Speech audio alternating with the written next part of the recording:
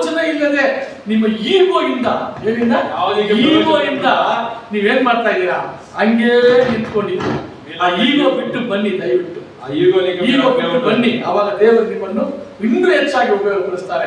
1000 ಜನರಿಗೆ ಮಾತ್ರ ಅಲ್ಲ, ಕೋಟಿ ಲಕ್ಷ ಜನರಿಗೆ ದೇವರು ನಿಮ್ಮನ್ನು ಉಪಯೋಗಪಡಿಸ್ತಾರೆ. ಆಮೇಲೆ ಆಶೀರ್ವಾದವಾಗಿದ್ದೀರಾ. ಆ ಈಗೋದಲ್ಲೇ ನಿಂತ್ಕೊಂಡಿದ್ರೆ ಯಾವುದರನ್ನು ಜಯಿಸಕ್ಕಾಗಲ್ಲ. ನಾನು ಹೇಳ್ತೀನಿ ನೋಡಿ, ಈಗೋ ಇರೋರಿಗೆ ನಿದ್ದೆನೆ ಬರೋದಿಲ್ಲ ಸರಿಯಾಗಿ. ಈಗೋ ನೇನಾನೇ ಈಗೋನ ಯಾವ್ರಿಗೆಲ್ಲ ಈಗೋ ಇದೆಯೋ ಅದು ನಿದ್ದೆ ಬರೋದಿಲ್ಲ. ನೇನೇನ ಅಹಂಭಾವ ಇವರು ನಾನು ತುಂಬಾ ಚೆನ್ನಾಗಿದ್ದೀನಿ, ನನಗೆಲ್ಲ ಕಷ್ಟ ಇಲ್ಲ, ಏನು ಕಷ್ಟ ಇಲ್ಲ, ಎಲ್ಲ ಜನರು ನನ್ನ ಜೊತೆಗಿದ್ದಾರೆ, ಎಲ್ಲ ನನ್ನ ಜೊತೆಗಿದ್ದಾರೆ, ಎಲ್ಲ ನನಗೆ ಬರ್ತಾರೆ ಅಂದ್ಬಿಟ್ಟು ಮಾತಾಡ್ಬೋದು. ಆದ್ರೆ ಈಗೋ ಇದ್ರೆ ನಿದ್ದೆ ಬರೋದಿಲ್ಲಪ್ಪ ನಿಮಗೆ.